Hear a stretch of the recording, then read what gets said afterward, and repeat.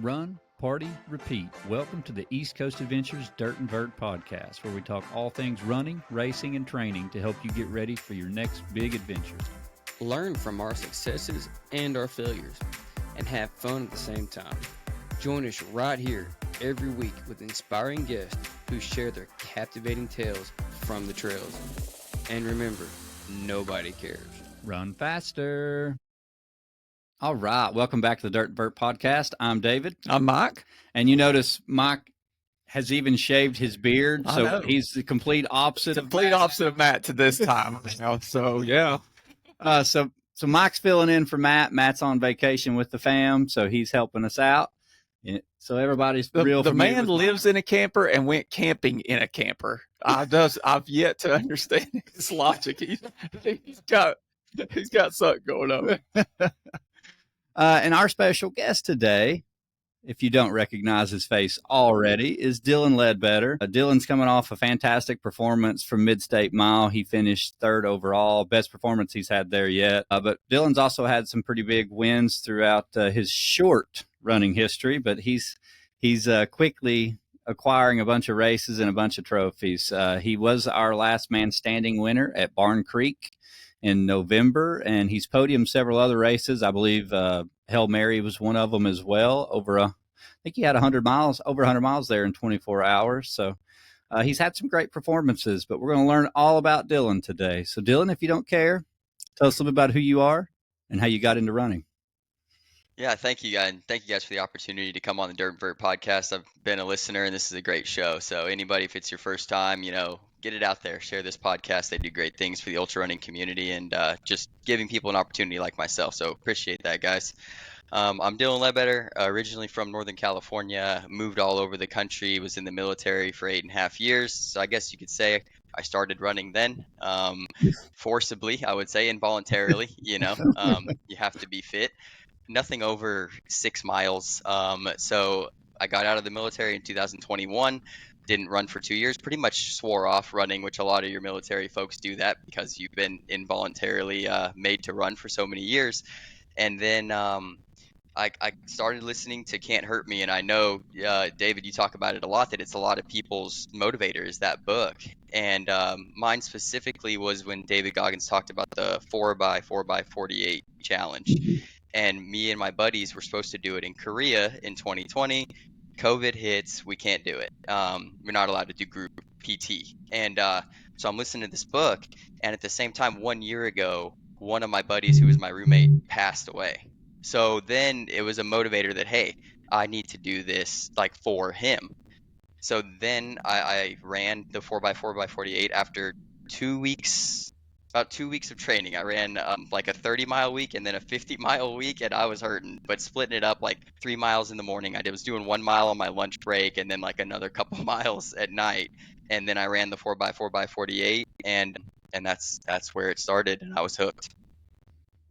So how much had you really ran up to that point when you did the 4x4x48? I know you said you ran some in military, but had you ran it all when you did that?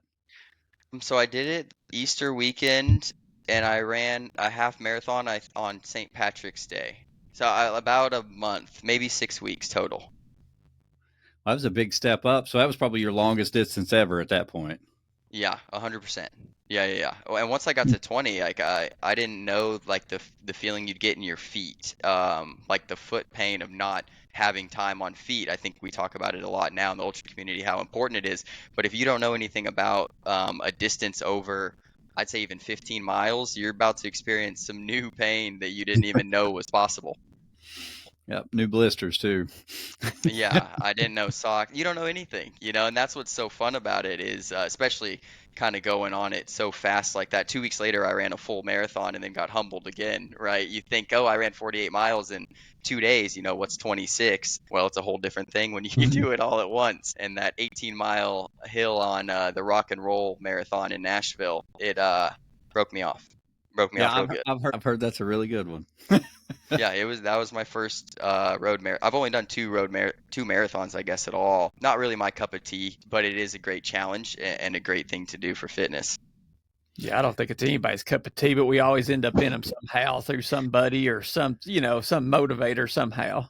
Right. My second one, I ran with a guy who was his first one, and he was supposed to run it with a friend. The friend couldn't do it. Gifted me the marathon, which already is really cool because it's expensive to run. I mean, Yeah. $100 something usually. And I ran with him his first ever marathon over 6 hours, which is a whole nother beast of doing a marathon because the patience and the time on feet. It was great training for me. That was right before Barn Creek, actually, 2 weeks before Barn Creek. I did that 6 hour marathon, which I think ended up being a great training run.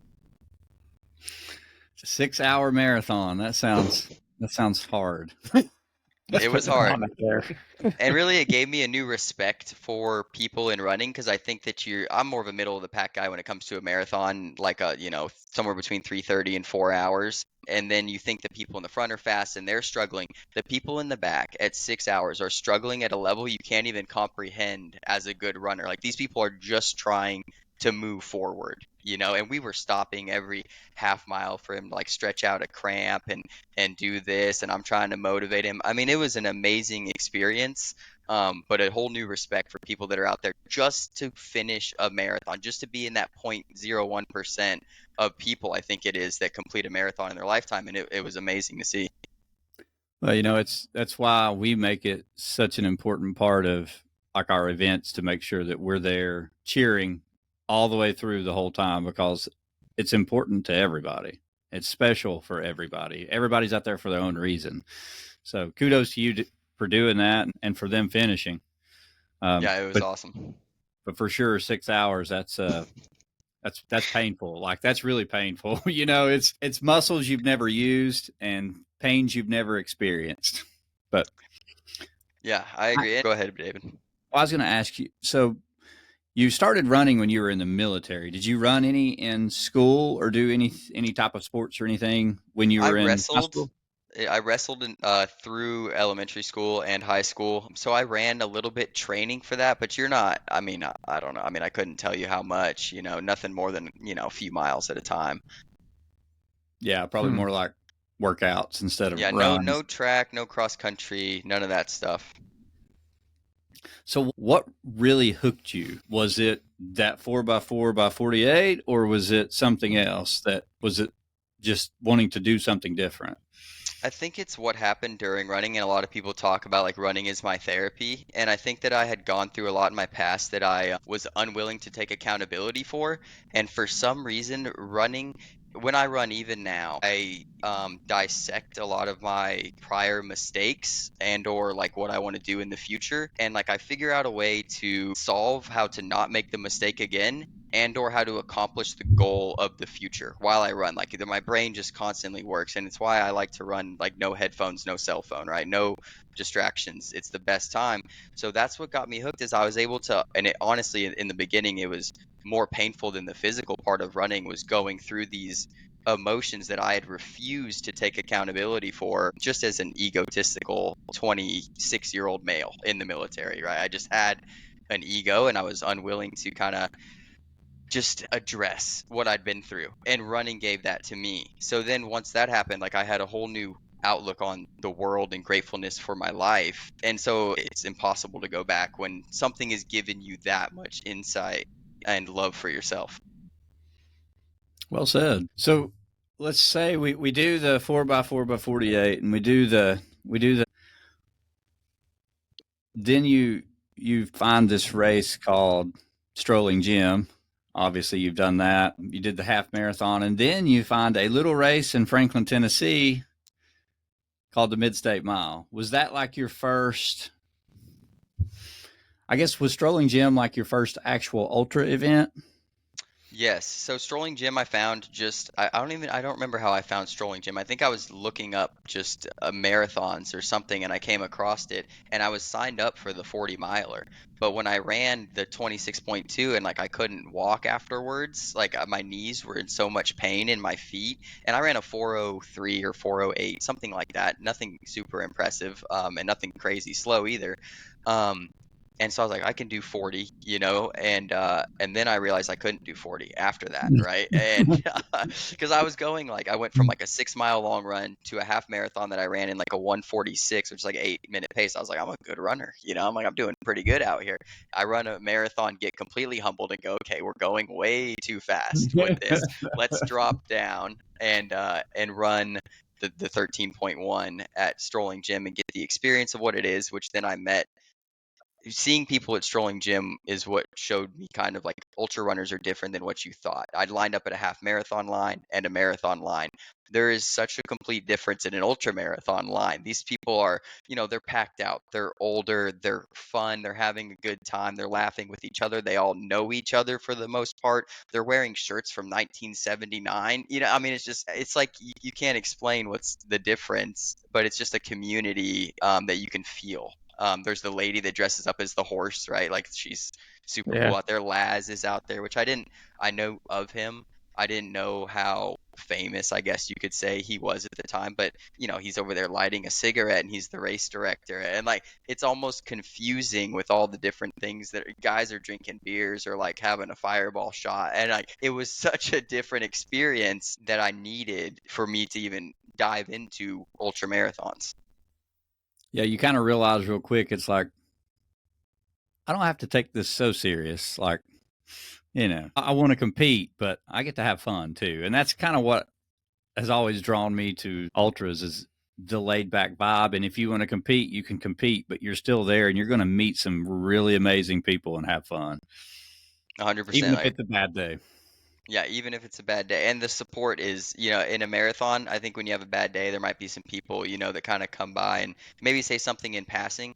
At an ultra, somebody will stop and walk with you, right? And they'll do the rest of the race with you possibly, just to get you to your goals. You're not seeing that at those what we call short distance runs, or competitive runs. I mean, it's kind of cutthroat, and there's a place for that. And I'm not saying that's a bad thing, but for people that want something that, like you're saying, is more fun and inviting, the ultra community has it. Absolutely. It's like a family. Yeah. Huge family. So Yep. Tell us about, so at this point, you've got a couple of races under your belt.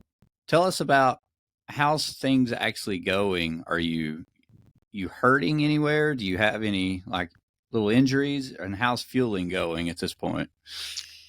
So with injuries, I'm actually doing better than I'd ever done. The more I ran, the better my joints felt. And I kind of realized, and I read a lot, and I started listening to podcasts, which is where I stumbled upon Chad Wright, like literally stumbled upon 3 of 7 and Chad Wright. But my body was feeling good. Fueling, I still didn't know what I was doing at all. Like, I mean, no idea. At the marathon, I took a Cliff Bar in my vest and like 1 tube of water. I ran out of water. Luckily, there's enough aid stations on the course that I didn't die. I stole some gels along the way. I really realized that I didn't have enough fuel even for a 4-hour event like that. So there was some research done before mid-state. I had about a month, roughly a month, because I signed up for the race about 5 or 6 weeks out, which is crazy now because that's impossible now for mid-state. I think there was 70 or 80 people. So the race hadn't sold out. The documentary did not exist. They showed it the first night on Friday. So I'm trying to figure out what you do. And people are just talking about carbs and things that are easy to eat is kind of all I knew. I didn't know anything about gels or scratch or, even like Element. And then I learned about Hoist, through Chad. And then I started using Hoist, but that was it. And then coming into mid-state, my fuel plan was an Uncrustable every hour. And that's what I had. And some fruit. Yeah, it worked. That's the start. I tried oatmeal pies one time as my only race fuel. And I've tried avocados. Yeah, I remember the avocado period. peanut butter and jelly sandwiches, Uncrustables. That's not a bad one. I've seen plenty of people fuel on those. Yeah, the problem with them is like it was too much carbs and maybe TMI, but like I wasn't able to use the restroom for 15 hours of mid-state when you should use the restroom, hopefully, you make a bowel movement, because if you're not, that means your body has all that stuff inside of you, which is inevitably going to cause some issues. Well, I mean, issues or not, you still finished with almost 50 miles. That's pretty good for your first showing at mid-state, because usually people don't really know what they're walking into with mid-state. The video doesn't do that race justice till you've walked that hill. No, So I to get agree. 50 miles your first time, damn good. Yeah, it was a big deal. I showed up Friday because they said they were doing a premiere of the documentary, which I'd seen the trailers for, and I was really stoked about it. Like I was like crazy, Chad Wright fan, and I still am to this day. I like a lot of the stuff that Chad puts out, and I give him a lot of credit for my own testimony. He brought me to Christianity at one point, and I wasn't a Christian. The way he spoke about it brought me to religion. So like, that guy is a huge piece of my testimony to not just ultra running, but also my faith. But yeah, so I show up to watch the documentary, which then I get a loop in and kind of realize that on Friday that, wow, this is going to be very, very hard, But there was also something where when nobody knows who you are and you're just independent with a cooler with Uncrustables and some hoist, right? Like nobody knows me. I can prove anything out here, So there's something with that there's no pressure, just you and yourself. And I don't know what my goals are. The most I've ran is 26 miles. I have no idea what I'm capable of, So I think there's something with that that's actually helpful to a lot of us that show up to new races unknown. Yeah, and it's Absolutely. exciting. Yeah. Yeah. So you got to meet Becca and John, who are just amazing people, and you got to run with a lot of the same crowd that's still running it. That's what's kind of cool is you still have those same base runners that just show up every year. Take a beating. Yep. Just like I'll sign up next year. So. Absolutely. Yeah, one thing about that race that I made, one of the best decisions I ever made was I stayed throughout the entire race. We had Monday off for Juneteenth, right? Oh, and that's the longest race they've ever had out there still. It was Eric and Aaron battled it out for 40 something hours. But I stayed for the whole race. I took like a 3-hour nap, got up. These guys are still running. Like I'm just perplexed that this is even going on, especially knowing the course. Somebody who's in the military, I've done challenges, I've done a ton of hard stuff, and these guys are just trucking through, and to watch and learn what a crew was, because I didn't know that was a thing either. I didn't even know having a crew was really an option, but to watch those crews work, to watch how they work through issues, to go to the crossroads and just motivate the runners, meet John and Becca, really talk to them, which John at first was really confusing to me, and I think he is to everybody. You don't know if he likes you or not, right? Like you really don't know. That's just how he is, and he's great. But that's the best experience I ever had, was learning and watching those guys for 40 hours. And I think I was able to take away so many things from that I could bring back to the next race or the next year at Midstate. Yeah, to your point about the crews, I guess the biggest thing that we saw in like year 1, year 2 especially, was when your runner went out, everybody was grabbing their stuff and going to the next guys that were still in. It's like, what do you guys need? What can we do for you? And you just, it wasn't a competition of like, hey, my runner's out, I'm getting my stuff and going home, I have no beef in this anymore. No, that's when, like you said, everybody flips and they're like, what can I do for the next guy? Or these guys, or guys and girls that are still in, that's the, and then this ultra sport, it's amazing. It's not about you. It's about the whole everyone, the community.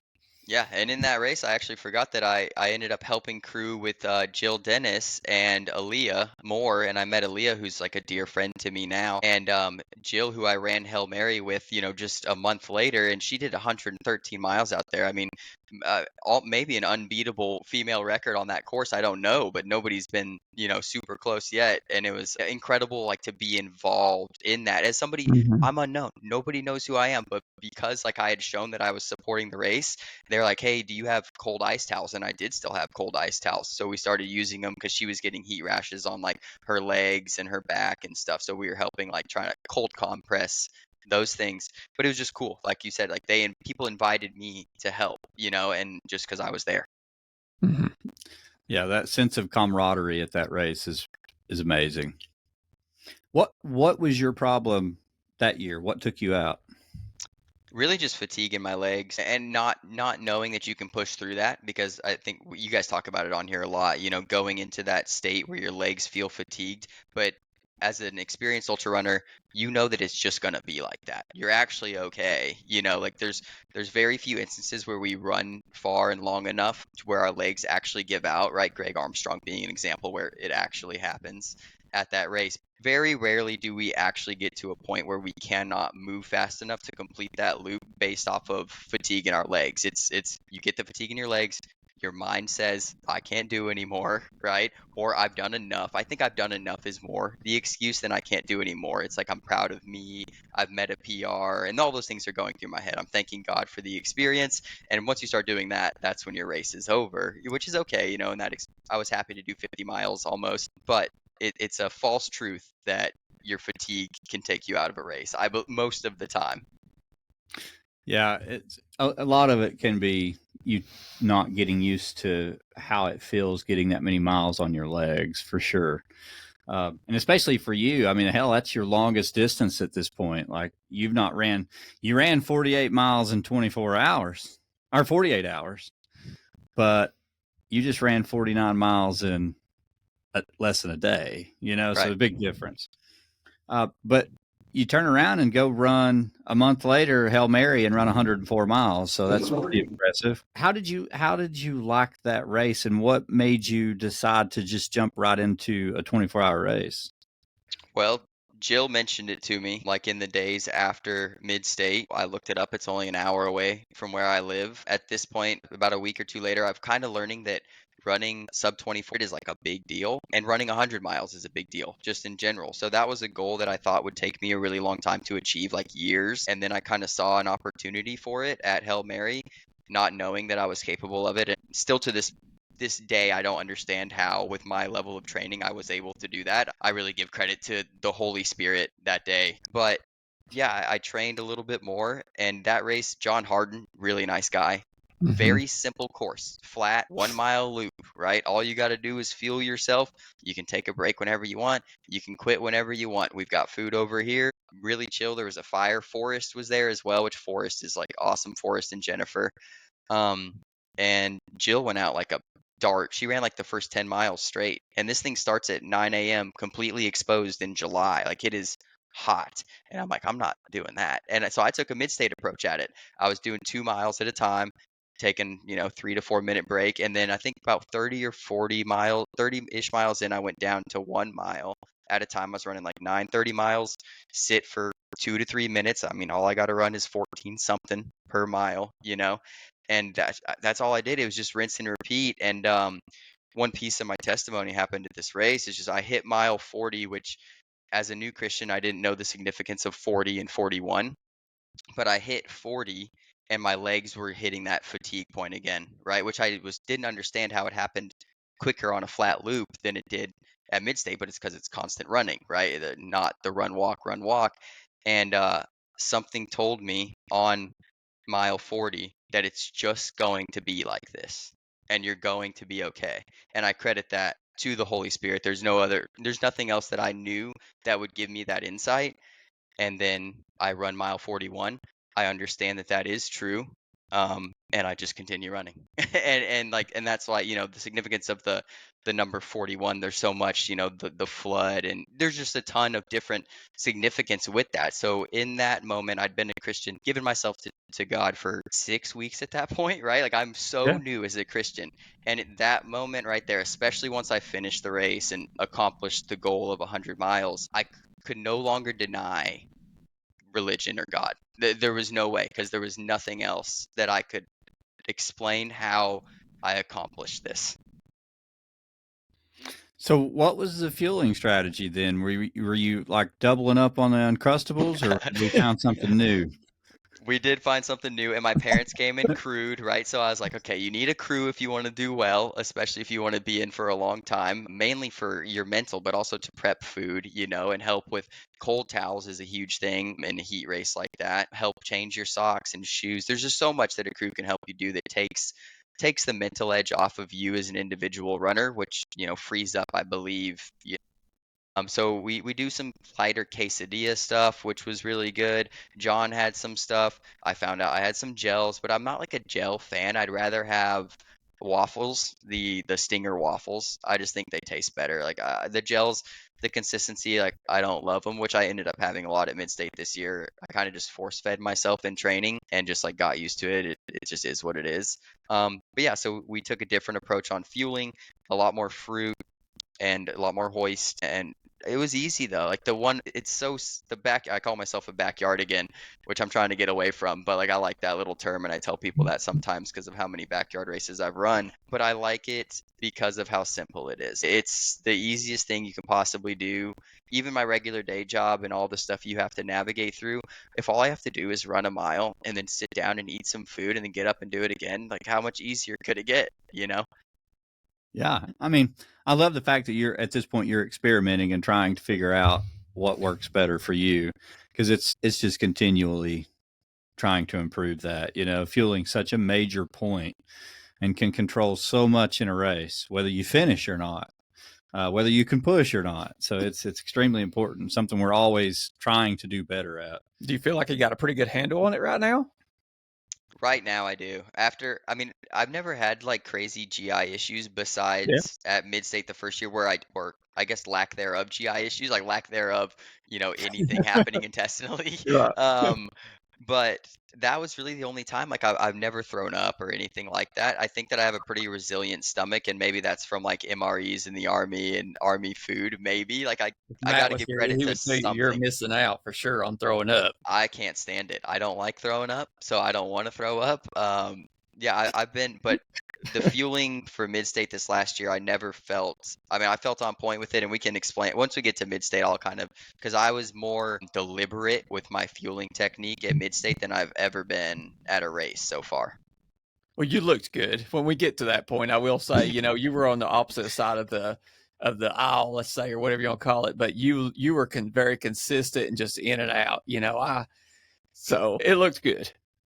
Yeah, that is the plan. And I think even the year before, I forgot to mention the year before at Mid-State, my second year, I felt bloated the entire time. And I didn't really know what to accredit that to, besides maybe taking in too many carbs, but I felt uncomfortably bloated. So myself and Levi, who was in the tent next to me, we both were bloated in my second year. This year we tented together. We decided to kind of change our fuel strategies, which his was Yeah. completely holistic and different from mine, but neither one of us got bloated. And I think that's a huge thing, because that feeling of being bloated it's just a terrible, terrible feeling. I kept hearing these guys just consistently come in, and it would be 8, 9, o'clock at night, and it's hot. It's hot out there, and it didn't seem to me like there was no breeze out there at all. They were fighting just the heat this year. Yeah, last year was much worse with the heat. Last year was crazy because it was the first weekend we had, over 95-degree heat at all. So nobody was heat acclimated, and it took out the entire field. You had people like Luke, I don't know how to say Luke's last name, Boschweiler. Boschweiler, you nailed it. I nailed it. Okay. He only did he did sub 60 miles, and for him, that guy's done over 100 out there, I think once or twice. Yeah. So it was taking people out at a high rate in my second year. Yeah, it's definitely ever changing for sure. But you did look on point, from my viewpoint, opposite side, watching you this year.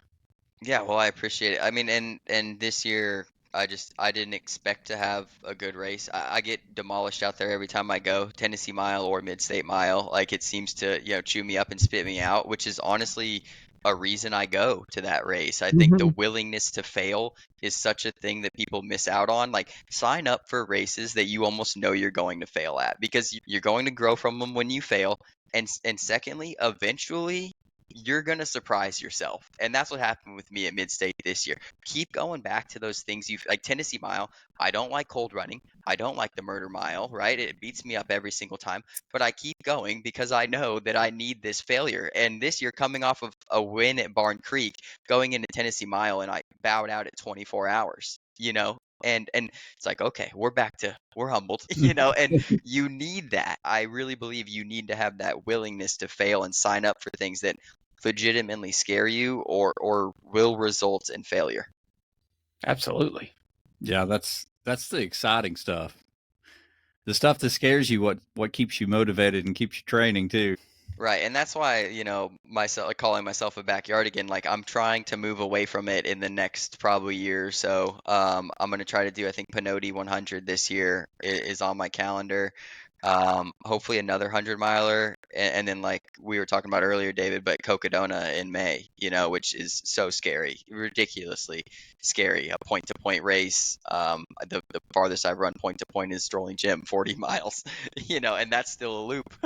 So it will be very exciting. Yeah, that's going to be an adventure. You'll love Pinhoti too. I mean, of what I got to see of the course was awesome. I got to go back and finish that one. Watch that, mile 1 ankle roll. It'll sneak up on Yep. you. Okay. Hey, I'll just walk it. I'll walk the first mile. We'll make sure we avoid that one. So you've done several of the same races over. Just like you were talking about, Tennessee Mile is one that you've done a couple of times. You've done Strolling Jim a couple of times, Mid-State Mile a couple of times, Hail Mary a couple of times. But then you came out to Barn Creek in November, and that's where I really got to meet you at, because I have not ran until this year. I had taken a break from Mid-State. I ran it the first 2 years that they had the event, and then took a break and came back this year. So I hadn't really got to meet you. And then so Barn Creek was like my first experience getting to meet you and Daniel and a couple other guys. So that was great. But yeah, you come off of that race with the win. And at this point, that was your first true backyard ultra, right? Or had Yes. you done? Okay, I thought so. Like true backyard format. How did you like that overall? Just that last man style standing with the 4.1 mile loop. Do you like it, or do you prefer like Mid-State Mile? Oh, it's really hard to say. I've only done 2 of the 4-mile loops, right? Mad, and which Mad threw me for a loop because it's 2 loops, right? Which I didn't prefer. I don't like that I have to come back by the tent and then go back out, right? And maybe that's just because the other races I've done, like I stop once I get the loop done, and Barn Creek, the out and back, about, I think I don't know if it's 50-50, but really close to 50% trail, 50% road. I loved that course. I loved the community. I loved that there was only, a small group of runners starting that race. I felt like I personally knew everybody by the time they went out and by the time I finished the race. And I built a lot of relationships out there. Like me and Daniel, I'm sure you saw, we ran like 20 hours together, and we'd known each other, but we'd never even really spoke until that race. And it looked like we were best buds from high school, Yeah, that's awesome. Yeah, it's so funny. So that was, Ethan wanted to do that race, and me and him had talked. That's not even the race we ever talked about even putting on. We were at a beer mile, working a beer mile one day, and we were sitting there trying to come up with a race. And the race we were actually going to put on was going to call it Last Man Out. Okay. Mike's shaking his head. He remembers this. It was going to be cool. I'm still for it. Yeah, So. I think we should still try it. But what it was going to be was a last man standing, true format, 4.1 miles. But the last person was out every lap. Whoever the last person in was out. Now, if someone timed out, they're out. But you would have to race the end of the loop if you wanted to stay in and no one was going to be out. And we were like, oh, this is going to be fun. And then all of a sudden, we're like, we're just going to do a real last man standing. So, Barn Creek's it. But the original one we were going to do for like 6 months was going to be last man out.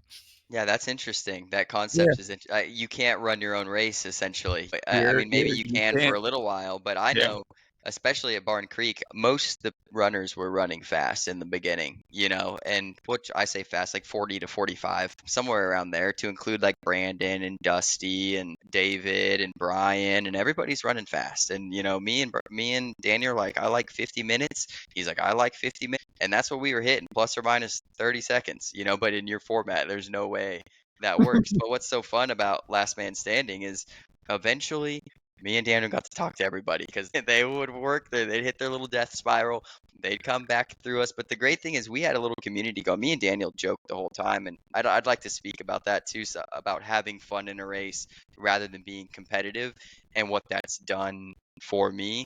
Oh But yeah. like I said, once people came back to us, we hung them in that thing way longer than they wanted to be in that race and not because we forced them, but because we started asking them about their lives. We started joking around with them. We started, having real conversations, and people you almost wanted to get back in the corral to finish your conversation from the previous loop, and that really held a lot of people in the race, and especially at night when we got down to a group of, I think it was 4 or 6 of us, and it was the only people that were left, and we all ran together for hours and hours and hours just in that little group, and we were just kind of hanging out, and it was so much fun to encourage each other. We were giving tips to each other. Like Dusty told me about changing shoes every 8 hours. I planned to run the same shoes the whole way. They weren't getting wet. There was no issues. And he was like, "Oh, well, they lose some of their cushion throughout the time you run in them. If you switch to another pair, your feet will feel better, and then you can go back to the other pair." I implemented that in the race. It worked. Sarah Harris, like, I had a fuel plan of steak quesadillas. She's like, "You're eating too heavy protein. You need to back off of that."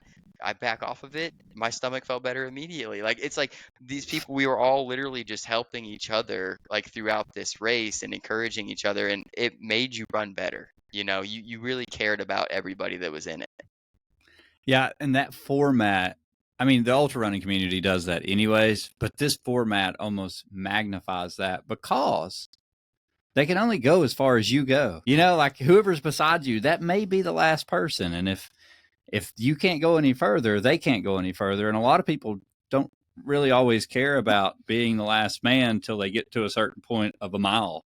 And that goal may be 100, maybe 150. I mean, what they just run at, what was it? Dead Cow No, Dead Gully? Cow, they did 496, right? Yes. I mean, that's Yeah. insane. But, that format is so awesome for that. And to your point, and I've said this before and I'll say it again, like the Can't Hurt Me book was a great motivator, even for me to like push me even further into ultra running.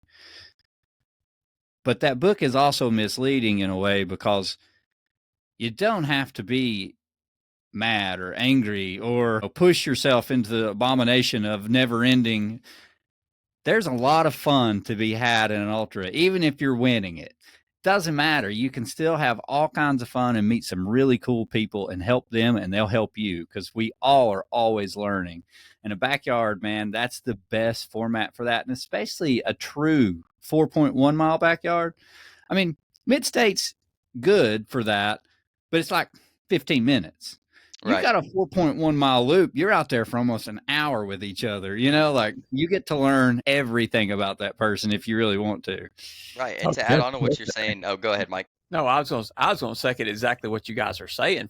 I've got to run a couple of laps with Daniel at Panther Creek, and my goodness, the guy's amazing and everything. Mm-hmm. Do I have that relationship with Daniel outside of that? I've knew the guy, and he's awesome. But man, if you really want to know a runner, and Daniel, and everyone else, go run somewhere, go pace somebody, go to a format where they allow pacers, and you will. Even if you're not in the race, man, you will have it's so fulfilling to just go help somebody or be involved in conversations that they get to vent to someone about what's going on in their life. You get to take it in. You get to offer them a different perspective. It's life-changing.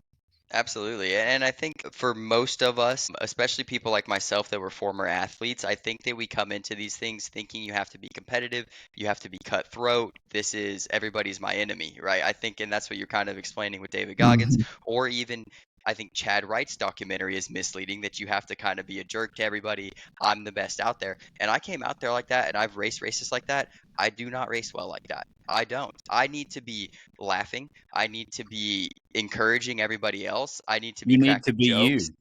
I need to be me, right? And when you Yeah. try to, and maybe people can seek out, Chad's personality and it works for them. Maybe it does, right? But for most, I don't think so. I think most of the time you need to go and love everybody out there, and you need to be kind because it's gonna help you out. I don't know. I don't know how to explain what it does. Maybe it creates more endorphins, which gives you more energy, right? There's probably something scientific that I could explain here, but I don't think I made a post about being a good competitor, right? And what that means is helping everybody along the way, in my opinion, whether you win, whether you lose. And that's how I described Barn Creek is I really felt for everybody out there, and I wanted everybody to do well and meet their goals. I didn't care if I won the race. you know, and same at Mid-State this year. Every other year I came in like I have to reach this goal. This year I didn't care. You know, I was just like, let's go run. Let's go see my friends. Let's go invite all these people. Because I think when you're a veteran of something like Mid-State or any, you know, looped race, it's kind of up to you to carry what that community vibe is a little bit, you know? And so there were times where I had what they call a poop loop at Mid-State, but I like to yeah. take it. I like to take it out the gate rather on the back end, right? So start the loop, go in the Porta John, do your business, and then catch up. And what that allowed me to do is all those people trying to fail, right? All those people trying to not make it or they're struggling, I'm coming up and I'm firing them up. I told everybody I got to the group at Myers, the bottom of Myers, so I'm looking up everybody. I just look at them and I go, everybody has a great butt, you know, and like, and that's, you know, people are laughing and somebody yells back, you have a great butt, you know what I mean? And now you kind of get some banter going, you know, somebody's like, oh, we need you back here more often, you know? So I was just kind of making it a point at times every, you know, in the beginning, every 3 or 4 loops to kind of, you know, take a pee break in the Porta John or whatever, and then catch up to the rear of the pack and show them what the ultra running community is, what Mid-State is, what it means to be in a backyard race. That it's not, you don't have to be back here and suffer alone, you know, and that you guys are all together. And I think that that's really important. Well said. You know, and that goes all the way back to even if you're first starting out, like if there's anything that you can ever tell anybody that asks you, you know, how do I get started? What should I do? You know, how can I do it? It's like, don't do it alone. Find someone that will run with you. Go somewhere. Like that's more motivating than anything is you meet someone that will become your training buddy. I mean, me and Mike, that's how we really started running a lot was we would meet after work or sometimes on Saturdays and we would just start running and we started running through the week. And that just led to a friendship and, you know, and here we are now race directors for East Coast Adventures, you know, and you asked us at the time, I mean, we were living off oatmeal pies and, you know, Mike would eat the pizza and get sick because we learned that pizza in a race was a nemesis for Mike, but we didn't know any of that at that time. Right. You know? We were like, same as you know, you start out with a bottle of water. You don't know anything about electrolytes. You learn, everybody learns about lube real quick. It don't take but a few events to understand that. But electrolytes, it's kind of like, unless you are doing a ton of research or listening to a lot of podcasts, you're like, that probably should be doing that. Right. So and something great about Barn Creek and East Coast or shop long run races too is I really didn't know anybody there besides Matt just a little bit, right? And Daniel just a little bit. But everybody leaving that race, everybody was my friend. You know, Daniel and Tasha Grant, like my battery went out and they're expensive, those little, I don't know what they are, something 2000 batteries for like my Phoenix headlamp. They just gave me a battery. I'd ran some loops with them. They gave me a battery. Like it was stuff like that. You and Mary were out there encouraging, right? I mean, like I said, I didn't know anybody. You come into a race like that, like I hope, you know, that I can fit in. You know, I think everybody's kind of scared of fitting in sometimes. The ultra running community, it just never fails to show you like that's not true. Like you're going to fit in. You know, these people are going to accept you. Yeah, absolutely. You know, here I am, him and Daniel Castro, they're just almost to hit the 100-mile mark. And me and Mary go to get everybody breakfast, and we come back, and Dylan's won. And I'm like, what happened? Yeah, I really want to go farther in that race, too, because my PR was 104, right? So obviously now that I was getting close to that point, as much as I wanted it to be done, you also, and that's the beauty of backyard is even if you win, you lose, right? Because you didn't get to find your limit, and that's Laz's, you know, whole thing with it. And so still to this day, I've never ran more than 104 miles, which is unfortunate, you know, because that day I really felt like I could have, I don't know how much farther, but I was still feeling pretty good. Yeah, that's a good feeling. It was a good feel. Like I was, and I mean, I think you guys probably noticed I was coming out the gate hot too, you know, like I was letting them know, like I'm okay, you know. Yeah, I really was. You looked great. And it was a beautiful day too. That makes a big difference. When it's a pretty day, that sunshine just gives you a whole new, it's like a shot of caffeine. Yeah, absolutely. So let's jump forward now, going from Barn Creek. Let's go to this year's performance at Mid-State. So, you know, this is your third year in a row. Your very first showing was 50 miles. Your second showing was 45 miles. And now. No, we had 50. No, that's Tennessee miles. Then we hit 85, right at 85. So you basically PR'd by like 35 miles this race. What went right? What went wrong? Yeah, I mean, one of the big things year two, and just another piece of my story is my sobriety. I've been sober a little over 10 months now. In year two, I was struggling with alcohol a little bit. I mean, I've told people that I got pretty drunk a week out from mid-state, which if anybody knows anything about your hydration, a week out drinking heavily, it's going to affect you a week later, especially in the heat we experienced at mid-state. And it's what took me out was heat exhaustion, not because of the heat, it's because of what I was doing to my body leading up to the race, which was consuming copious amounts of alcohol. So last August, I decided to get sober. So that's been a huge contributing factor to just training in general. I mean, I'm hydrated every day, which anybody that drinks kind of knows you go through kind of your waves of being hydrated and not hydrating, or you have to work much harder to be hydrated. I don't deal with that anymore. I wake up at 6:30 in the morning at a minimum every day, and I'm bright-eyed and bushy-tailed, and so that was a huge piece for me this year, as well as just my fitness in general. I put in more miles, I put in more strength training. I focused on speed work for the first time really in my ultra running career of 2 years. We're at almost exactly, which I think really strengthened my hamstrings as well as just, raising my VO2 max. So just being able to withstand a longer amount of time in a tough situation on a tough course. Did you experience any type of leg fatigue that you had to work through to get back to normal, or did everything feel okay the whole time?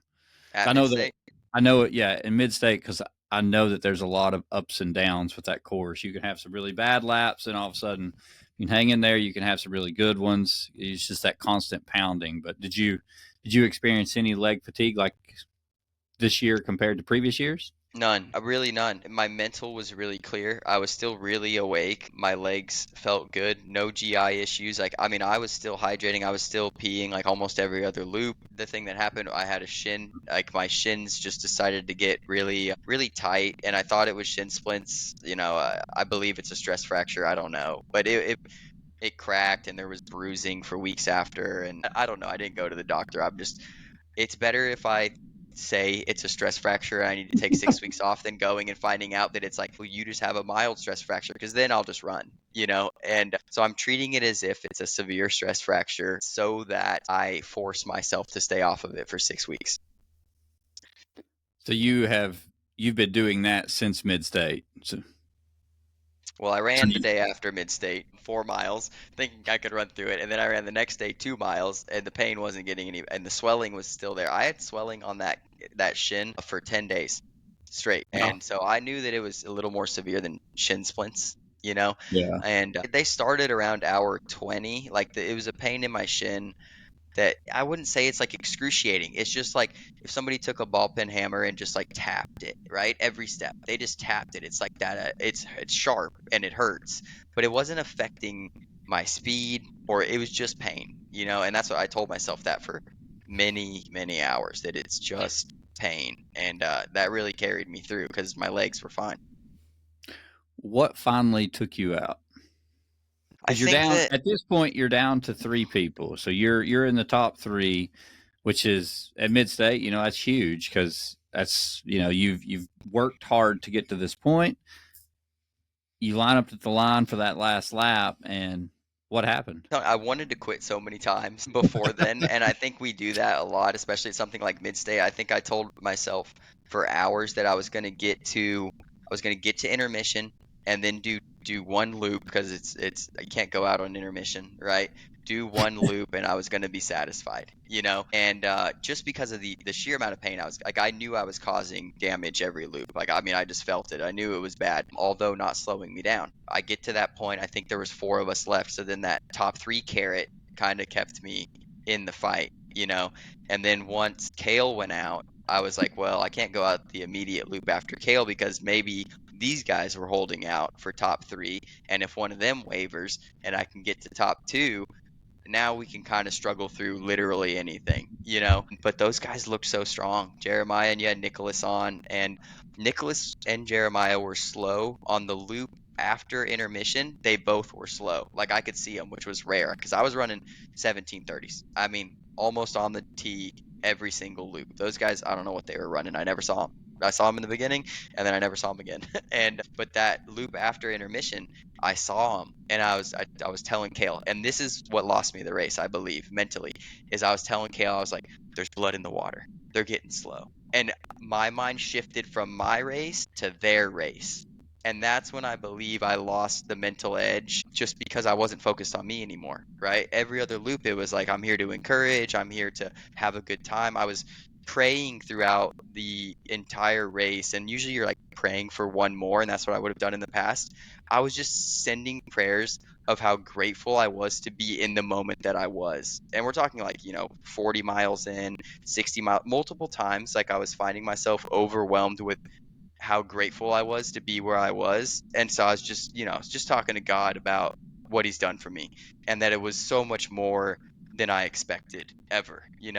And so I think that really kept me in, because that's what was motivating me, is just, you're doing this for more than you. You've encouraged all these people, you fought through the night, you didn't even think you would make it this far, let alone God's given you more, but I lost that, and my competitive head took over, and I saw weakness in, or what I thought was weakness in, Jeremiah and Nicholas, and I lost my train of thought on my own race and focused on how they were feeling, and I think that took me out of the race, to be honest.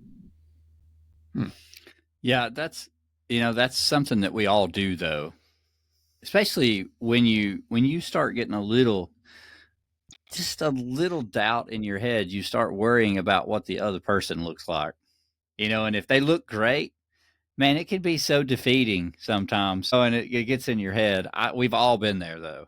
We've all had that one moment where, like, how much longer is this thing going to go? What do they look like? And you look over at them, and they're like, that one moment they're smiling and they look as strong as can be, and you're just like, oh, this sucks. Oh, I Yeah, remember going absolutely. to events and watching out for David, like, okay, man, I think we got dude, and everything, just trying to feed him, Right. And I think, like, I mean, to go back to Barn Creek, that's what me and Daniel did so well, is that once people got back to us, me and Daniel were still laughing 80 miles in, and the people that were struggling, and they'd fallen back to us, that's how we knew they were struggling, and they're, giving a voice to their pain. Brandon's talking about his hip and other stuff, And once they came back to us and realized how much fun we were still having, we could tell it was mentally defeating for everybody else. They're like, these guys are too strong. There's no way we can beat like, one of them's going to win. I don't know which one, but it's not going to be me, and we really, I say we won the race, because I believe that the assist, right? We won the race simply because we had fun, and we kept our spirits super high, which then deterred the rest of the competitors from continuing. You know what I just remembered? So I gave Dylan the award for being the last man standing, and we had an assist award, but they messed it up. Our company that makes it, so I didn't get to give anybody the assist award, and it actually would have been Daniel and Brandon, because Daniel never finished, even though he started the next loop, he didn't finish it, and Brandon had finished, so there was going to be a tie. I went and had 2 new awards made. They're still in that closet. Oh, good reminder. I need to. We'll see. Daniel, we'll Brandon, see if they listen to the podcast. Yeah, Daniel Castro, Brandon, you've got 2 awards I need to ship to you. So yeah, get my boys their hardware, because those boys carried me to 100. I mean, and Daniel told me that he fought like crazy, because he didn't think Brandon was going to make 100. So he was like, I have to make 100 so that Dylan can make 100. He told me this afterwards, which Brandon did end up getting, the 100, but Brandon looked rough for a long time. He was battling that hip thing, and I give him credit, because I thought he was done like 70, 80 miles, and he kept fighting. Yeah, that hip took him out for a long time too. He is such a beast, though. Me and Matt got to go run with him up in the Smokies a couple months back, and I don't know why he really took us, because it was all he could do just to hang back, just so we could keep up. I mean, the guy just I'm sure at last man standing events he has to throttle himself back, but whenever he's allowed to be let go, I mean, Cherokee, for example, I mean, he's such a beast. Yeah, he was one of the guys on my radar. I mean, coming into, I'll get on Ultra Sign Up and I'll check out who's who, and he'd done 100 the previous year. And that's a big reason I signed up for Barn Creek too. Like, I want to get 100 out there, so I want to make sure there are people there that can, hopefully get me there, assuming I have a good day, because there's days that you're not going to have a good day, but if I am having a good day, I want to make sure people can run, and I want to compete a little bit too. I want to have fun. I want to encourage you, but I want to compete a little bit. I want this thing to be exciting, Well, and that's pretty cool belt buckle too, I gotta say. I love it. Yeah, it's sick. Yeah, it's a good one. Yeah, the bus is really cool. It's cool. So what seemed to work for you at Mid-State this year for fuel? Okay, yeah. So I decided to take an approach because I think that I overly fueled before at Mid-State. I think that the documentary is misleading in this as well, that they're like it's an eating competition. And as much as I agree that, it's very important to get your calories in, I think there's a strategic way to do it. And the approach I took was light, medium, heavy, right? So one loop I would do a gel. The next loop I would do like a stinger waffle or like a couple bites of oatmeal. The next loop I would do like a sandwich wrap that was turkey, avocado, and cheese, or like a quesadilla. Real food was my heavy. And I just cycled that for and some fruit sprinkled in there. And really, I just stuck to that almost the entire race. There were times where, like, all right, I'm good on heavy food this loop. We'll get to the next loop and, or double up on waffles or something. But essentially that's why I just went light, medium, heavy, and I just repeated that so that my stomach was able to process the things completely, I think, before I felt full or before I had any issues. Well, it seemed to work for you. You didn't have any GI issues, did you? No, nothing. I had a lot more bowel movements than in the past years, which, as much as it's like a deterrent and you're worried about it, you become pretty efficient pooper at Mid-State. You learn how to do it, Yeah. And but you're almost excited that you're having these continuous bowel movements, because you're knowing like your body's processing the nutrients. You're not feeling that bloated, heavy feeling while you run. So, I was really excited with how that was going with fueling. For drink wise, just really Element and water. I was just doing 16-ounce bottle of water and a 16-ounce bottle of Element every hour. As a spectator, I'm able to see some things that, in the moment you guys are just living, 20 minutes to 20 minutes. Do you think your placement in your all's area, because you all were very upbeat on that side in that corner, do you think that was good this year where not that it'd be a huge factor, but you guys were just rocking it right there. Do you think that played any part at all this year? So we were there last year as well, but we had 4 people in our tent. It was me, Levi, Doug, and Darren, which Doug and Darren had a great year last year. Levi, too, had a good year. But the problem with it was just the mud, but we didn't really care at that point. You're muddy anyways. The great thing about those tents, the team tents, which I don't know if they're afforded to everybody, so I don't want to out anybody, but there you get more space, and you're kind of alone, and you don't got to really worry about, bothering somebody else. I think is a big deal in the corral. I did the first year in the corral, and I was kind of worried that like I stepped on somebody's stuff or I had to move over here, do this, and that team tent really gets you away. The best move we did is when everybody cleared out of the corral and we moved over into like just that corner of the new corral, the arena. We were living large over there at that point. Like we had all the space. There's nobody there. But I do like being over in the team tent. Like I said, this is back-to-back years we've done that. This year it was just me, Levi, and Levi's son Bentley, which he did amazing 31 miles, I believe. He 50K'd out there at 14 years old, which is insane. But once he got out, like it's just us two in a 10x10 tent. So pretty much free reign. Yeah. Yeah, it's I feel like it's funner when you're in a tent with multiple people. So it's always more uplifting than just sitting there by yourself living in your own sorrow. Yeah. I agree. As much as the only thing I would miss is I like meeting new people. So the arena kind of gives you a space to do that. Although when you're eating and drinking for 2 minutes, you really aren't going to conversate in there anyways. But I don't know what I miss out on if I'm not in there, So I like being in the team tent. I would assume that I'd like to put a stamp on that spot and say it's mine. I don't know if it is. I've just had it the last 2 years. But, if Becca with a graces performance me like again. you keep throwing out there, you definitely get a good chance of it. Yeah, isn't that the hard part of having good performances is now you're expected to do well next time? Yeah, it's funny. You say the same thing that we we all experience at some point. And it's like, even if you're not winning, but it's like you show up to a race and no one knows who you are. There's no expectation. Well, that only lasts for like a year or two. Then people start realizing who you are. And even if like you're still middle of the pack, they expect you to not have, they expect that. And that's what's so funny. It's like when you first start out, you're like, okay, this is low key. No one knows me. And then like 2 years later, they're like, oh yeah, you're going to at least do 50 miles this year, right? And I'm like, oh yeah. Yeah. Barn Creek did me in on that. Barn Creek did me in on that one. And I went out there and even it being a small race, once I ran Barn Creek, I got a bunch of messages, and the next race I showed up to, everybody known that I was the guy that won Barn Creek, and you're like, oh, dang it. You're almost like, dang it, you're like happy you won, but at the same time, you're like, showing up to Barn Creek and nobody knew me was way better than showing up and being like, you won Barn Creek. Like I'd rather be not known. Dylan's going to shave his head, shave his mustache, and show up to the next. Yeah. There we go. Yeah. My name's Bob.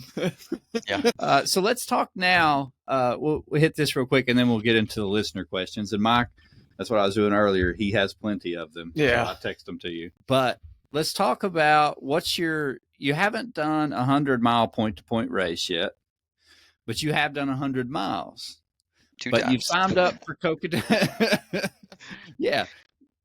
But you've signed up for Cocodona 250. So is Pinhoti a test for you? I heard you talking about Pinhoti 100. So is that like your test for like to get you ready for Cocodona? Or is Pinhoti something you've been eyeballing anyways? No, it's a test. As soon as I got into Cocodona, which that was a fiasco in itself, I didn't know the race would sell out in 7 minutes. But luckily, and I didn't think I got in, by the way. Like I got stuck in the processing thing on Ultra Sign Up where the guy's just running, right? He's just running there for 5 minutes. And I was like, dang, dude, like what happened? So I finally back out, and come back in, and it's like, race is sold out, wait list, and I'm like, well, dang it. I'm texting Corey got in. I'm like, dang it, but I'm like, whatever, whatever God gives me, if I'm not meant to run the race, then I won't run the race.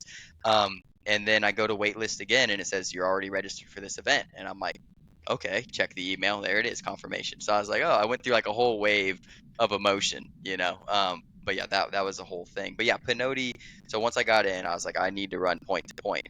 Mainly, not really for the miles, but for the experience of, running a marked trail, navigating on my watch, fueling with a much heavier pack than I'm used to. All of those things are things that I haven't really experienced or done. So we're going to need to knock some of those off before May.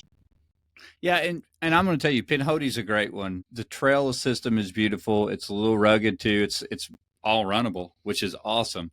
But it's actually on the Pinhoti, so it's really cool trail to run. You're going to love it. The aid stations are great.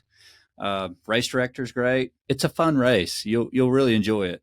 I think that's a great first 100-miler for you to do because it's well ran. Well, yeah, I'm excited for it. Definitely excited. Yeah. The problem is it's a week before Barn Creek, so it kind of takes me out most likely for Barn Creek, which kind of sucks. You want to go back and defend and stuff like that, but I have to gear my training towards Cocodona. If I keep running backyards all year, we're going to show up to Cocodona and get lost after 4 miles, Does that mean you're going to be at Barn Creek though? I might be. Yeah, we're gonna see you where can we're always at. come hang out with us. Yeah, that's possible. It is like 3.5 hours from me, but like I said, it's possible. I mean, I'd love to support the people that go run that race. I'm going to promote that race leading up to it just because it was a smaller race this year. I think it deserves a lot more people to run it because I think it's a really good trail / road run for a 4.167. Like you're getting a little bit of elevation. It's a really nice trail, and then you kind of get into these nice little back roads with some nice houses out there. There was a dog that paced me for like the last couple loops, but it's a really cool race. So I'd like to get more people out to Barn Creek. So if I can be out there, I will be out there. Yeah, and it's on a motocross track. How cool is that? Right. Yeah, they were out there working on it while we were out there. Yeah. What you should do is talk Castro into running it, and you just crew him. Yeah, that could work. That could work. Which Daniel kind of rolls no crew, though, really. Like his wife and parents will be there, but he's kind of self-sufficient, old Daniel. He's fun, too. He's awesome. Well, let me ask you a question that we ask every listener on this podcast, and then we'll turn it over to Mike. Why? Why do you run? Why do you push yourself to getting a stress fracture in your shin? Why do all of this? why do you continue to do it? Well, I believe I've been given a purpose from God to spread his message through fitness, whether that be running, whether that be lifting. I mean, I lift 5 days a week. Being fit is very important to me, but I believe it's a great way to spread the gospel, because what God gives you, I think, is taken for granted a lot. What I'm doing is showing that I refuse to take it for granted, that I will push to the edge that God gives me to inspire others that they can do the same. That you can come from not running for 2 years, you can be an alcoholic, you can go through terrible things, and then you can do something that's great for you through God. Like that is my why. This is what I feel is my purpose. I love it. Love it. Love it. Love it. Now, I'm going to tell you, I pre-screened some of these messages or questions. You're in for some fun questions here from some of Great. your friends. Yeah, I was trying to look at these. I'm like, what is... Mike, go ahead. Anyways, it's so- all you. And I might throw one or two in there of my own, but I'm just going to scroll down and then up. Okay, do you have any 3 to 5 year type goals that you're aiming to accomplish? And that's just in general. I guess we could do in general and running. Yeah, in general. I mean, we see Cocodona coming up and so forth like that, but is that obviously you're young into this and everything. What let's stretch off that. Yeah, I think Cocodona is a dream race to finish. I'd like to run well out there. We could put it in, a goal, just to finish the race is huge. I'd really like to win mid-state. I really would. It's the race that I started on. I don't know when that'll happen, but, Lord willing, I'll be there every year to give it a shot. So that's probably in there. And then I'd love to, and I'm working on it, literally started today, a fitness community or a fitness group for people just looking to be fit. And then I'm kind of building out free programs for people to get fit. I built like a 1 mile to 13.1 mile running program just for free. I think that there's not a lot of access for people to do things for free. And I want to do a couch to 5K because I think the obesity epidemic in this country is absolutely terrible. And it's something that I am working towards, but I've never had a solution. This is my solution. Like, this is my goal, is to help people get fit that aren't fit, right? I think that a lot of times I, even myself, stay inclusive to the fit community because these are people that I get along with. Well, that's not helping the country. That's not helping, the world. I need to help the world. I have a purpose. I have a mission. So to build a community where we see people become fit from nothing is a huge goal of mine. Cool. All right. Now, I will say I must have missed this one at Mid-State. Let the people in on your hat rotation for Mid-State. The hat rotation's a key, and it's been a staple since my first year there. You gotta, so I mean, these hats are new. Usually I'm like a bucket. I've been a bucket hat guy the last 2 years, but I think they held too much heat in them. So I'm using these like CLE hats, whatever we call these 5-panel running hats, and keeping them in ice water. I had 3 hats this year, and so then every loop I come in, I take this hat off, I put a towel on the head, cool down, and then I go out with a new hat. And it's ice cold. It keeps me cool at least up to the top of my ears, and that's all that really matters. Everything else is pie from there. So see, the listener now knows that the hat strategy. Next year, there will be buckets of ice everywhere with hats. I'm telling you, it's refreshing, and a lot of people are just dipping the same hat. I like to switch it up, and obviously some people had some fun, and they had fun with it on the course. They're like, Dylan, how many hats do you got, And anything that could be a topic of conversation is a win in a backyard race. Oh, yeah. Guaranteed. Anything that'll make people talk. All right. Why did you let Nicholas beat you? You're a grown man, Dylan. Oh man, yeah. Me and Kale talked about the mental strain it took on us to be losing to a kid the entire time. Like, I mean, legitimately. And Nicholas is a person too, where we talk about being fun and encouraging is how I like to race. Nicholas, that dude's locked in, competitor, doesn't speak to Really? nobody. He runs his no. You could even speak to him. He doesn't even talk back. Which, I mean, maybe that was psychological warfare because it kind of did get in all of our heads a little bit. Like he won't even say what's up, But kudos to him. Obviously, it worked. Why did I let him beat me? He was just better than me, right? I mean, I don't have anything for it. He kept grinding. He's so consistent, man. He is an animal. He trained for it. He deserved it. He earned it. It was his day. Yeah, It was his day. Absolutely. All right. I like this one. Did you feel the power from the wearing the wife beater? Oh yeah. Yeah, 100%. Yeah, I mean, people don't know. If you've never worn a wife beater, which I hadn't until a couple months ago, I mean, this is more insight for people. And I wore one. It's a which I don't like the name. We have to say on record. Like, I want to actually like stencil on my wife beaters, not a wife beater, because I think that's funny for one, and two, like I can kind of fight the name a little bit. But they're really comfortable. They're breathable, right? It's just like a really thin cotton. I don't have to like my arms are free. I do bicep curls. Why not have the guns out? There's a lot of great reasons to wear wife beaters.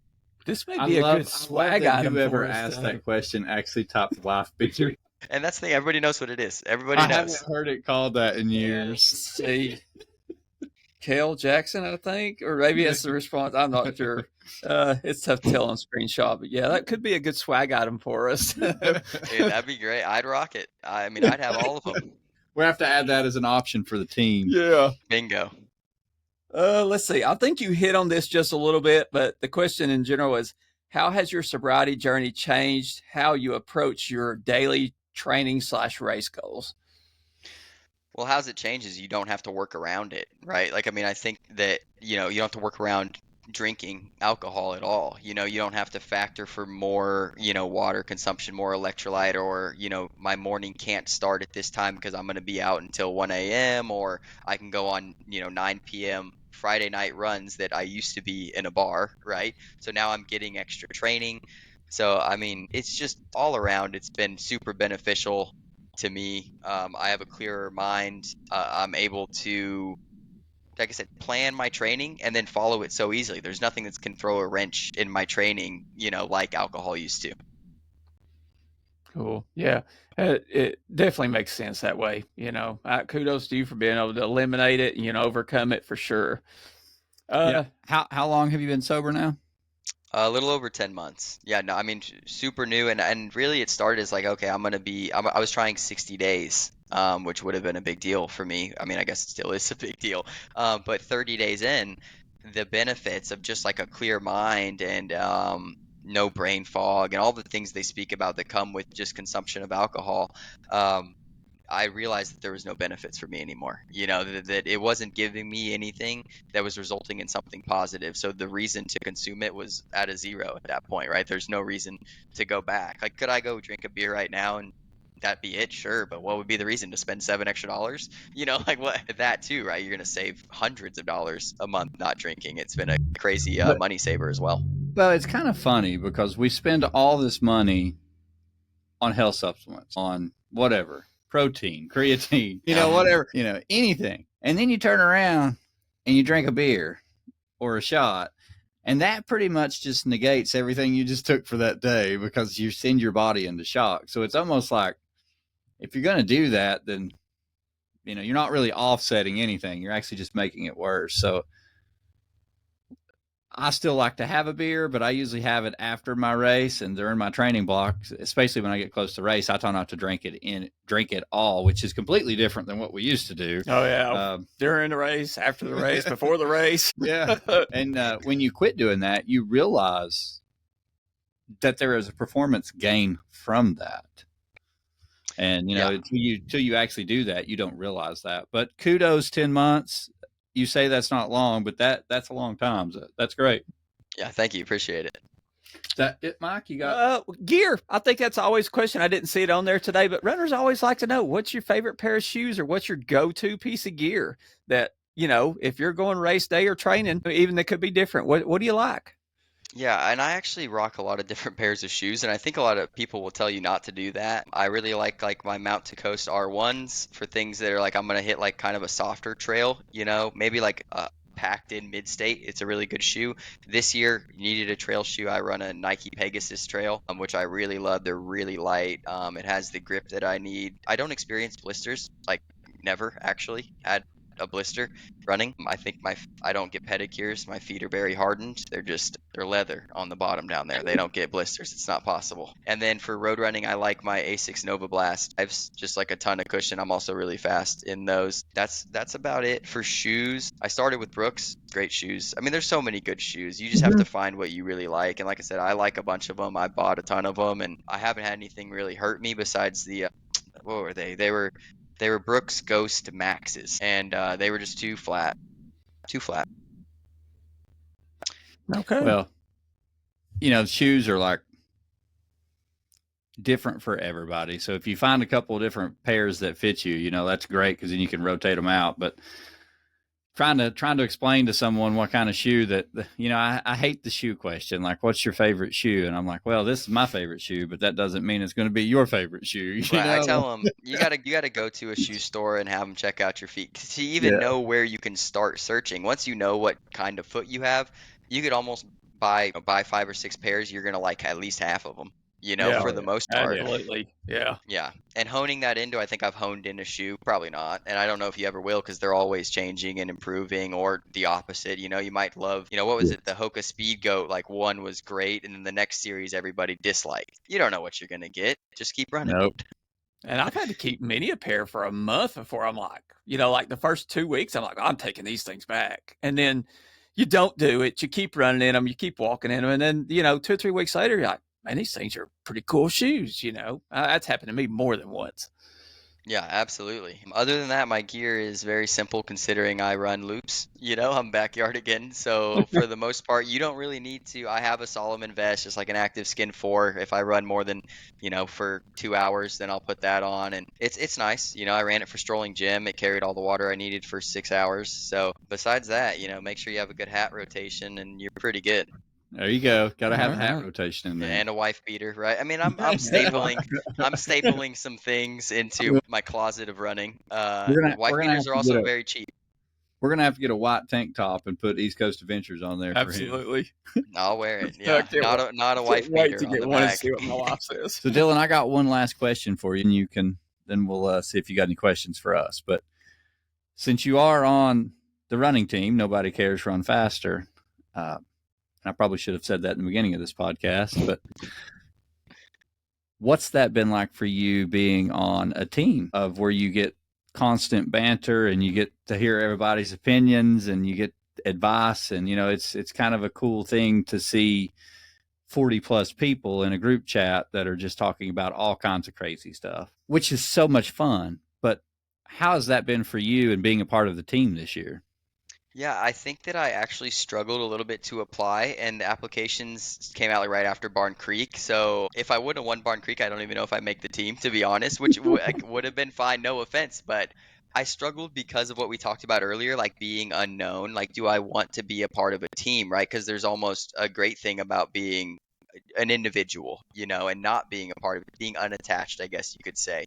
But the team has been way more than I expected it to be. I mean, I show up to Midstate and Matt comes up. He's like, "Oh, here's your gear bag," and I'm like, "What is this?" He goes, "Oh, that's from the team, man." Like, and like stuff like that. And then, like you said, the community, the tent, the people talking about running, talking. Like, what was it a couple months ago? I didn't know what strides were, right? Yeah. And I come in the chat. I go, "How do I did this? Was I running strides?" And Mary's like, "No, you were not even close. You were running a VO2 max training cycle." And I was like, "Okay, like I need help," So like being able to learn things from the team has been super beneficial, along with the banter. And then, something great about our team is we're a faith-based team, and you can see it in the chat, right? The amount of prayers that our team is sending out for the team members and their family members has been really overwhelming with how much, there is going on in there with our faith. And that's really amazing, and so that's been one of my favorite parts, to be honest, is people asking for prayers in there, and the whole team is in there, asking if somebody needs help. And this is beyond running, right? And that's what makes it really special, is a lot of these teams you get involved with, all you're going to hear from them about is running, running and what's your next race, and maybe they'll give you some gear or something. But this team has felt like, a community and a family from the very beginning. So, I mean, I love being a part of it, and I appreciate the opportunity y'all have given me to be on the team. Yeah, well said. I love what you said. And when you were saying that, it reminded me so much of what Michael Montgomery put in there. Like, it was like a week or two ago when everybody was like asking for prayers. And he's like, I think we should change the name of the team to Everybody Cares. Run faster. Yeah.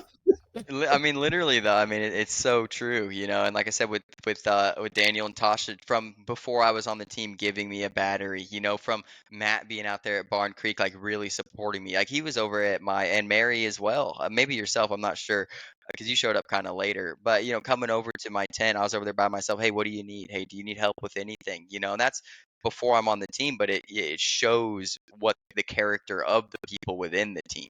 And Brandon and Dusty out there and Brian. Like I met all those guys at that race, and now I'm on the same team as them. So it's great.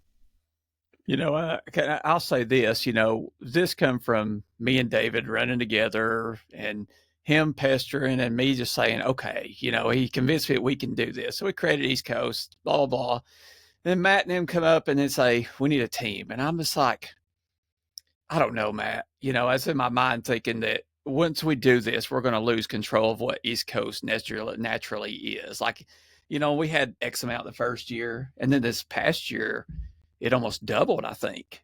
And I was just, in my mind, I was like worried, like, hey, there's other running people out there that have teams and so forth. And it gets carried away that we would get away from East Coast caring about our as a group and so forth like that. And I didn't even know you too well at all, Dylan. I don't mean you've never really ran together to my knowledge, unless it's been a race that looking there, I don't think we have. And and then a couple of weeks ago, you posted something on your page and I thought, man, it gave me that refreshing feeling that the people on this team, that God put them there, no matter what. He had control of this whole thing.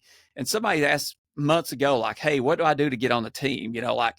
I'm like, I don't know that you don't have to win races to be on our team. It's not about that. It has absolutely, when we go and sit down and look at the application, it has nothing to do with that.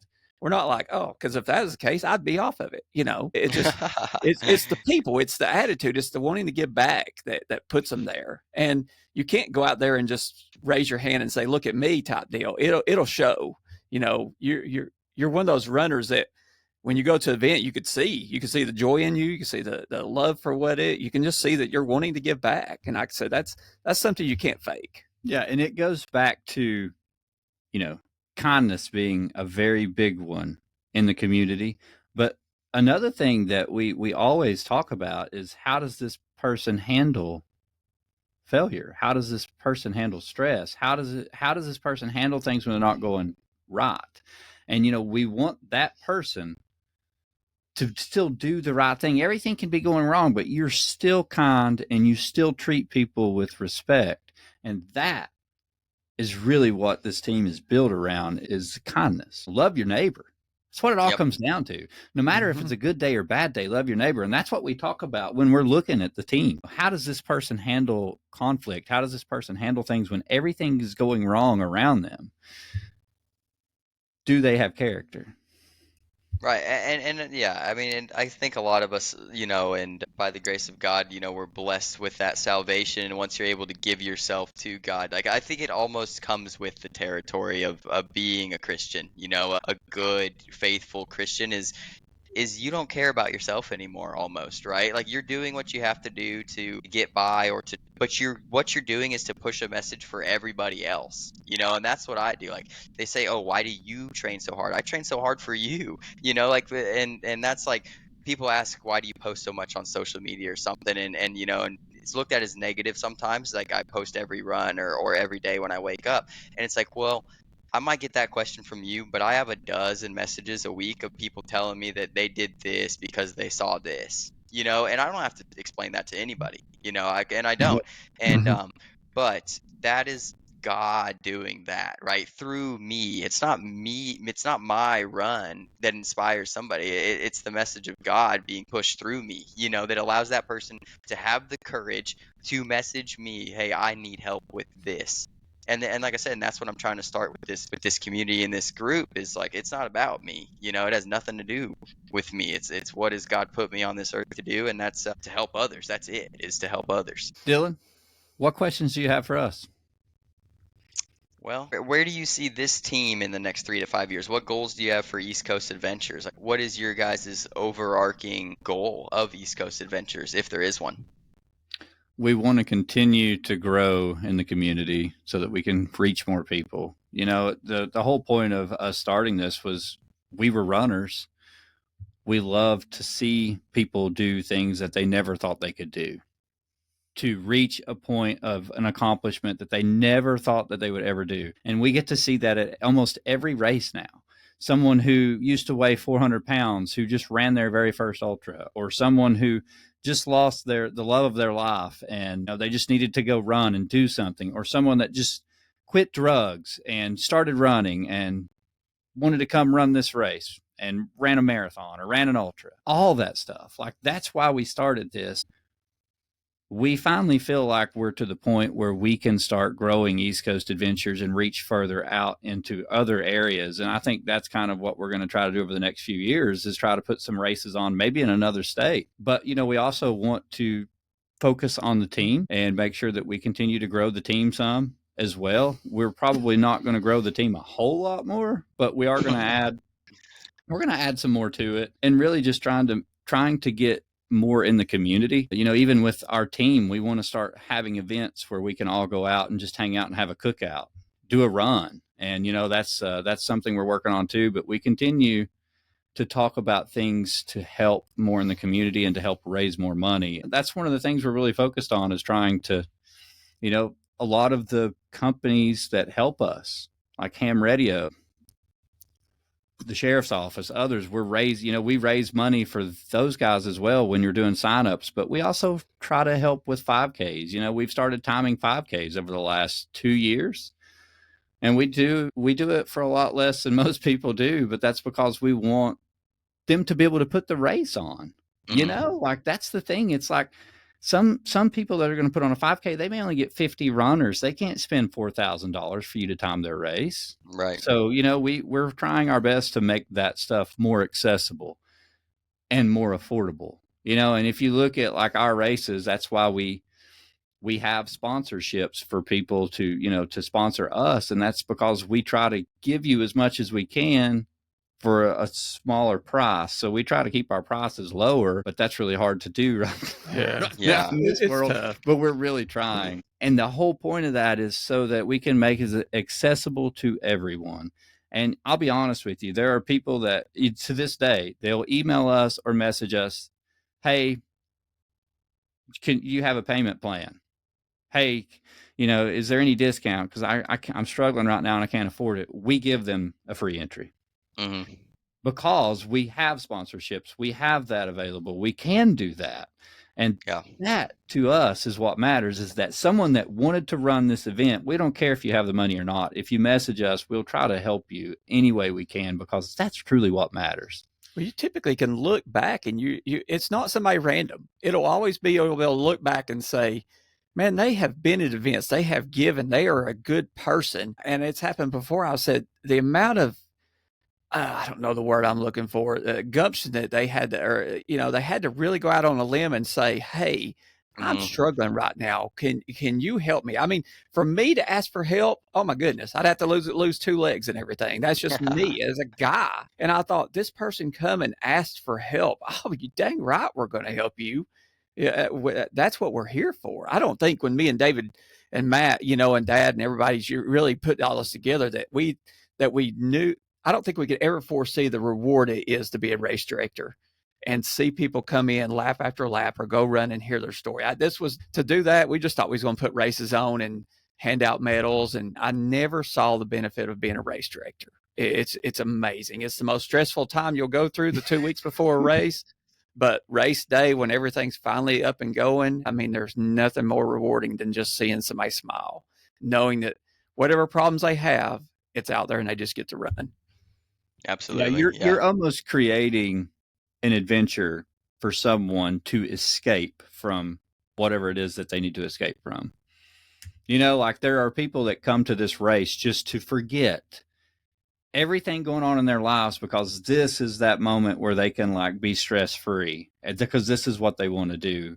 And I mean, that goes, and just like Mike said, a lot of the times it's people that have ran the last 3 of our events and they can't afford this next event or something. And, we're going to give you every opportunity we can to be there because we want you there. And I think anybody that runs in our events knows that. Yeah, that's incredible. And I feel that way that you say, like, running is my thing. Like, when I got there, it's the easiest thing that I do. And if people find that comment to be crazy, but it's the simplest thing, right? Your mind is so clear most of the time, especially the loop stuff. It's so easy, but if you're prepared for a race and you have a good crew, it's such a freeing experience. And like you guys are, giving that platform, that arena, East Coast Adventures, to thousands, hundreds of thousands. I mean, I don't know how many people you've had, but probably tens of thousands of people have had that exact experience through what you guys have put together. So, I mean, like I said, I don't know what it feels like to be a race director, but I assume it is very fulfilling. Cherokee, with Fort Panther, you get the loop. They're going through the same aid station, and you set the tone for it for most of the day. You'll have volunteers come in, but I guess what we've noticed on Cherokee is that these volunteers have taken it upon themselves to either come up with a theme, something they have like, we are going to rock this. And you don't even have most of the time you have to have your finger on something to say, well, I need you to do this or that.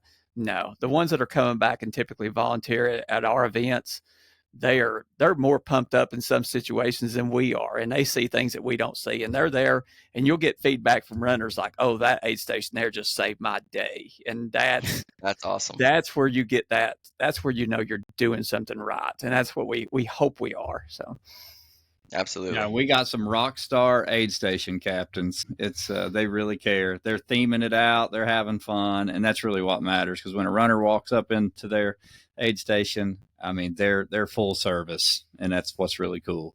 And we rely on them so much. So it's amazing to have a community that you could trust to do. You don't have to be there. You don't have to think about it, and that goes a long way, because we couldn't do this without those people. Right. There's no way. There would be no East Coast Adventures without this big family. Yeah, and that's what it is. Big family for sure. Yeah. Anything else, Dylan? No, I can't think of anything else, man. It's been a great hour and a half or so with you guys. Yeah.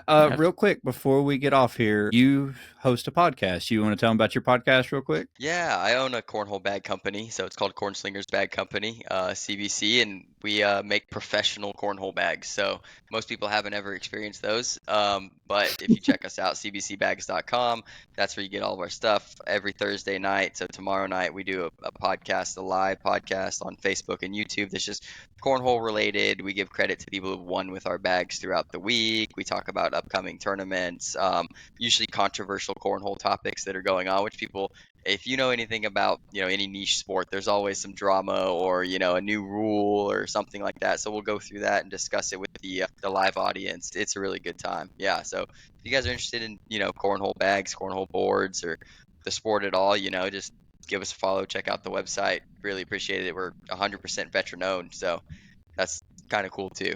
For you guys. I know what's wrong with my game. We can bad bags. We can throw your website on the podcast when we share it too. We'll make sure we put it down in the comments in case anybody wants to check it out.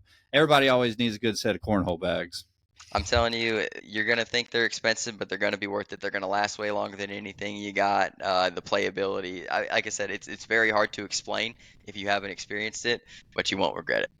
I love it. Well, Dylan, thank you so much for your time. It's been truly a pleasure. Thank you for who you are as a person too. You're a kind runner. That goes a long way. I absolutely love runners that just truly treat people with respect, no matter whether they're having a good day or a bad day. And you're one of those runners. So thank you for what you do out in the community. Continue to inspire and help. Thank you for being a part of this team. Most importantly, thank you for who you are, though, because you truly are just a great person. You have a great personality, and you truly care about people. And that goes a long way in this world. Thank you. And thank you guys. Just all glory to God, and the opportunity you guys have given me here to be on the team and on the podcast. I just hope we can affect people positively. That's always the goal. Absolutely. Well said. Thank you for your time, Dylan.